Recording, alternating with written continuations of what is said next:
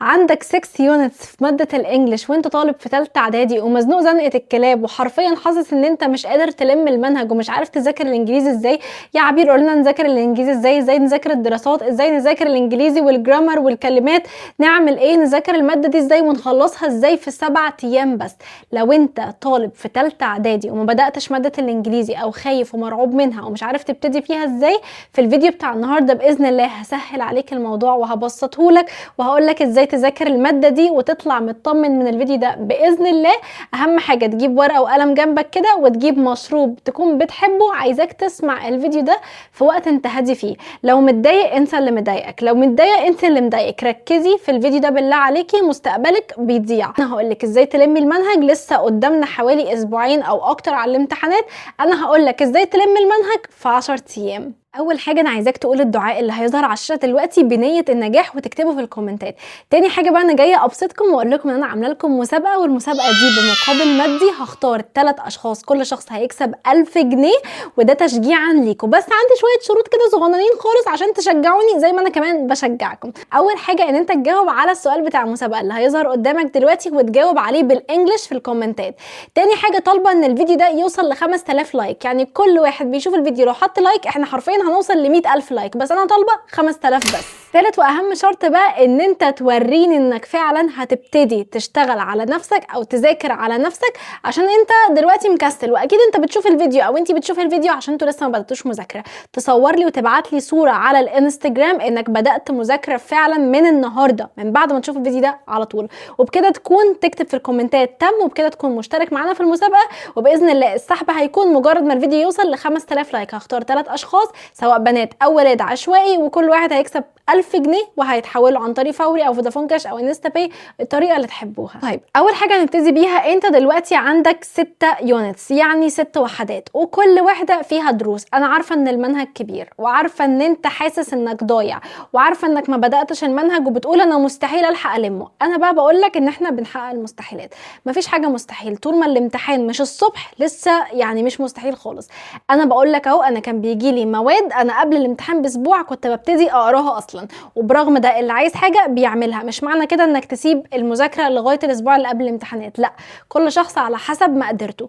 ولكن انا بقول لك ان انت لسه فيها ولسه معاك وقت في الانجليزي بالذات انك تلمه، ولازم تبتدي من دلوقتي حالا. بتشوف الفيديو ده قبل الامتحان باسبوع، ب10 ايام، بشهر ونص، بتشوفه قبل الامتحان ب10 ايام، صدقني لازم تبتدي من دلوقتي وان شاء الله الوقت هيقضيك وعلى الاقل تنجز اكبر قدر ممكن. طيب دلوقتي يا عبير احنا عندنا اليونت الاول فيه 6 دروس، 6 ليسونز. نعمل ايه ونبتدي ازاي؟ اول حاجه لازم تكون عارف ان الانجليش هو عباره عن حاجتين في ثالثه اعدادي، جرامر وحفظ كلمات. عملت الاثنين دول انت ان شاء الله ضمنت انك تجيب، فلنفترض لو الامتحان من 40 انت هتجيب 40 من 40، ويوم ما تنقص قوي هتجيب 37 38، وانا بقى هخليك تجيب 40 من 40. كل اللي عايزاك هتجيب ورقه وقلم وتشوف ايه الوحدات اللي واقعه معاك. لو انت ما بداتش الماده خالص هتكتب من الوحده الاولى. لو انت بدات الماده بس انت مثلا عندك 6 وحدات، الاولى مذاكرها كويس او ذاكرتها اكتر من مره، ابتدي بالثانيه، ما تضيعش وقت، ما تقعدش تعيد في الاولى وبعدين تفقد الشغف. لو انت خلصت اول 2 ولسه معاك 4، ابتدي على طول بالثالثه، ما تقعدش تضيع وقت تبتدي من الاولى او الثانيه او اللي انت شايفه سهل تبتدي بيه. ابتدي بالصعب بالنسبه لك. لو انت ما تعرفش حاجه ابتدي بالوحده الاولى. طيب عندنا الاسبوع فيه كام يوم؟ الاسبوع فيه 7 ايام يا عبير. انا عايزاك في 5 ايام تكون مخلص وحده. ازاي يا عبير؟ دلوقتي انت عندك 6 دروس، لو انت في اليوم بتاخد درس ودرس ونص صدقني انت هتخلص المنهج كله ان شاء الله في 15 يوم بالكتير. طب يا عبير لو انا بشوف الفيديو ده قبل الامتحان ب10 ايام يبقى انت في اليوم هتاخد درسين. طب يا عبير لو انا بشوف الفيديو ده قبل الامتحان بشهر يبقى انت عندك في الاسبوع كله كل يوم تاخد درس واحد بس، وصدقني هتخلص قبل الشهر كمان. وممكن كمان تقسم الليسون بتاعك ليومين. شوف انت على حسب الوقت اللي انت بتشوف فيه. بس انا بقول لك لو انت في زنقه الكلام وانا شايفه انك في زنقه الكلام، ابتدي في اليوم الواحد ليسون كامل او يعني درس ونص على حسب برضو الصعوبه بالنسبه لك وعلى حسب الكلمات اللي انت بتحفظها. انا عايزاك تمسك الوحده الاولى تشوف الكلمات بتاعتها، تبتدي تعمل عمودين، عمود فيه الكلمه بالانجلش، عمود فيه الكلمه بالعربي. اذا كنت بتذاكر من كتاب خارجي او كتاب المدرسه هتغمي على الكلام اللي بالعربي وتحفظ الكلام بالانجلش. يا عبير احفظ الكلمات ازاي؟ انا بنسى. انا جايه اقول لك سر من اسراري في حفظ كلمات الانجليش. هتبتدي انك تفتح، عارفين يا جماعه لما نقعد نتشات مع حد كده ونبعت ريكورد، او مثلا نقعد نسمع اغنيه كتير فنحفظها، ده احنا دلوقتي اي اغنيه بتطلع ترند بنحفظها هوا. ايه سبب الحفظ؟ سبب الحفظ انك بتسمع وبتقعد تردد، بتسمع كتير كتير كتير بعدين بتردد. انا بقى عايزاك دلوقتي، انا قدامي دلوقتي الكلمات، تمام؟ كلمات قدامي، هبتدي اقرا الكلمه، فلنفترض مثلا اي بي سي. كل يوم، كل يوم ايه، كل دقيقه اي بي سي اي بي سي اي بي سي، وافتح ريكورد. افتح ريكورد، هتسجل مره واحده وتحط الهاند فري في ودنك. انا مش عايزاك تتكلم كتير، انا عايزاك تسمع. اقعد اسمع الكلمات بتاعه الفصل كلها بتاع 5-6 مرات، وبعد كده اسمع الترجمه بتاعتها كلها، وابتدي بقى غمي على العربي وقول بالانجلش، او غمي على الانجليش وقول بالعربي. انا عايزاك تكون عارف الكلمه بالعربي وبالانجليزي، علشان مش دايما القطع بتجيلك يعني اللي هو سؤال هتعرف تجاوبه بمجرد انك تلمح الكلمه، لا، في اسئله بتكون صعبه وفي اسئله سهله، فانت لازم تكون بتعرف تجاوب على ده وبتعرف تجاوب على ده. طب يا عبير ازاي هصعب الريتم؟ هتبتدي تمسك كل كلمه وتحطها في جمله. فلنفترض كلمه بلاي، يلعب، ابتدي بقى حط كلمه بلاي دي بقى فوتبول، حط كلمه بلاي على كذا، يعني كذا جملة، وابتدي افهمها واشرحها وفكر نفسك بيها. كل ما تحس انك بتنسى الحاجة سجل فويس لصاحبك، سجل فويس على الموبايل نفسه، ابعت الفويس ده لرقم مامتك، اخوك، ايا يكن، وابتدي انك اسمع الريكورد ده كل شوية بتكرار. هضمن لك 1000000% انك كده عرفت الطريقة اللي تحفظ بيها الكلمات. طب اثبت الكلمة ازاي؟ عن طريق ان انا اخترع جمل واحط كلمات، حتى لو هتحط الكلمات دي بشكل عشوائي في اي جملة، بس دي طريقة هتخليك عمرك ما تنسى الكلمة دي حتى بعد ما تخلص تالتة اعدادي. طب يا عبير انا دلوقتي خلصت الاسبوع الاول، اعمل ايه؟ انت دلوقتي بعد كل، يعني مش هقولك بعد كل يونت هتذاكره، لا، بعد كل درس هتذاكره بيكون في زي اختبار كده على الدرس. انا عايزاك تحل الاختبار ده مره واحده بس، انا مش طالبه منك اكتر من كده.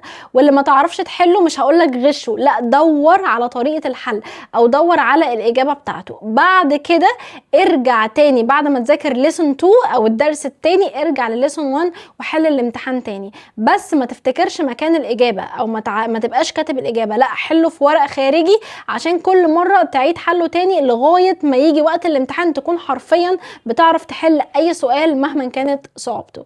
طيب رحت يا عبير على الدرس التاني، حفظت الكلمات، هل انا كده ما ارجعش الدرس الاولاني؟ لا، كل ما هتذاكر درسين ارجع للاولاني. يعني ذاكرت الاول وذاكرت التاني، لما تبدأ في التالت وتخلصه ارجع للاول والتاني راجع عليهم. طيب ذاكرت يا عبير التالت، ارجع على القديم؟ لا، انت هتذاكر الرابع وهتبتدي في الخامس وبعدين تراجع تاني على التالت والرابع، وهكذا. امشي بمعدل كل درسين هتراجع على الدرسين اللي قبلهم، وهكذا.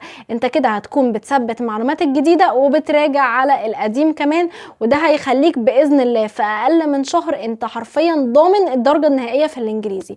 طب يا عبير هو الانجليزي مش عبارة عن كلمات بس وقطعة بس، احنا بنعرف نحل القطع، احنا عندنا مشكلة في الجرامر. طيب دي مشكلة انا كنت بعاني منها، انا هقول لكم انا كنت بعمل ايه. دلوقتي فلنفترض عندنا مثلا الباست سيمبل، الماضي البسيط.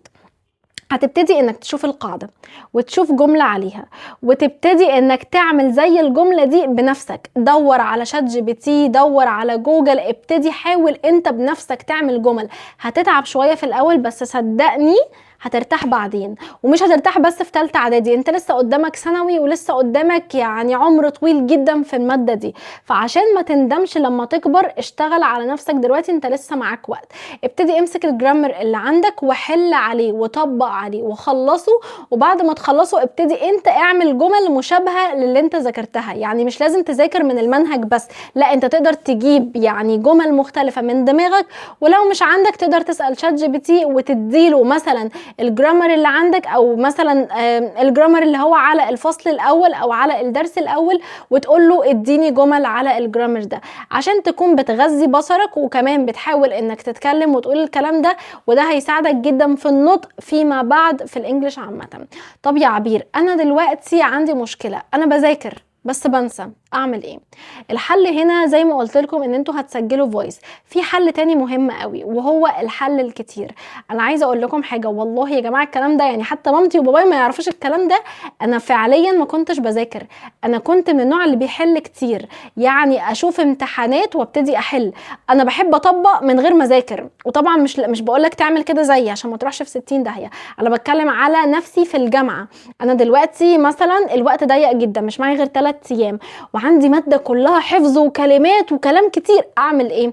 ابتدي اجيب امتحانات سابقه، اجيب اسئله وابتدي احل حل حل حل حل. كتر الحل بيخليني والله العظيم يا جماعه في الاخر انا جبت تقدير، يعني اللهم لا حسد، جبت تقدير كويس جدا، يمكن يكون احسن من الناس اللي كانت بتحضر محاضرات والناس اللي كانت يعني بتذاكر وبتحفظ الكلمه بكلمتها. لا انا شخص ذكي، انا شايفه نفسي هعرف ان انا يعني الحل هيجيب معايا نتيجه. وبرغم ده والله العظيم وربنا شاهد على كلامي، انا عمري ما كنت بغش في الجامعه ولا عمري اصلا فكرت في حاجه زي دي.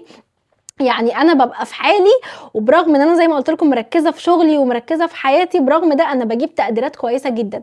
عشان انا باجي قبل الامتحان انا خلاص انا حطيت في دماغي ان انا هذاكر. ابعد عن دماغك تماما فكره ان الانجليزي صعب، وابعد عن دماغك يعني خالص فكره ان انا الانجليزي ده انا ما بطيقهوش. لا، ما تقولش لنفسك كلام سلبي. ذاكر الماده واقعد عليها وفضي دماغك كده وما تفكرش في اي حاجه. ما تقعدش وانت بتذاكر الانجليزي تقول ده انا لسه ورايا دراسات ولسه ورايا علوم لسه ورايا عربي. لا، ما تحبطش نفسك. صدقني الاحباط هو ده اللي بيخليك قاعد في مكانك وبتضيع في وقت، وهيعدي الشهر وانت لسه ما عملتش حاجه. ابتدي من دلوقتي. كوبايه الشاي بتاعتك المتينه، كوبايه النسكافيه بتاعتك المتينه، وسمي الله كده وقولي الدعاء اللي انا قلت لك عليه، وباذن الله باذن الله في اقل من شهر انا بقول لك هتبقي مخلصه الماده. ولو الوقت ضيق صدقيني انت لسه معاكي وقت. طول ما الامتحان مش بكره انت معاكي وقت. وحطي الجمله دي في دماغك، لان اخر يعني 24 ساعه حرفيا قبل الامتحان دي ممكن تخليك من شخص راسب او شخص كان هيسقط لشخص ينجح ويجيب التقدير اللي نفسه فيه. اشتغل على نفسك. واي سؤال عندكم او اي معلومه خطأ قلتها اعذروني فيها. اكتبوا لي في التعليقات حابين نتكلم الفيديو اللي جاي عن ايه، واكتبوا لي انتوا محتاجين ايه، وباذن الله هعمل لكم فيديوهات اللي انتوا تتمنوها. بس اهم حاجه ان انتوا تتشجعوا وتقوموا دلوقتي تبتدوا. وعايزه اقول لكم ان انا كمان عندي مذاكره كتيره جدا وبتشجع بالفيديوهات دي قوي، وبقوم معاكم وبتحرك معاكم، ولما بشوف تعليقاتكم وكومنتاتكم الحلوه ده شيء بيشجعني جدا ان انا كمان انجح في حياتي، عشان انتوا بتاخدوني قدوه ليكم. واشوفكم باذن الله في فيديو جديد. ما تنسوش تشتركوا في المسابقه بتاعه الفيديو، ويلا باي.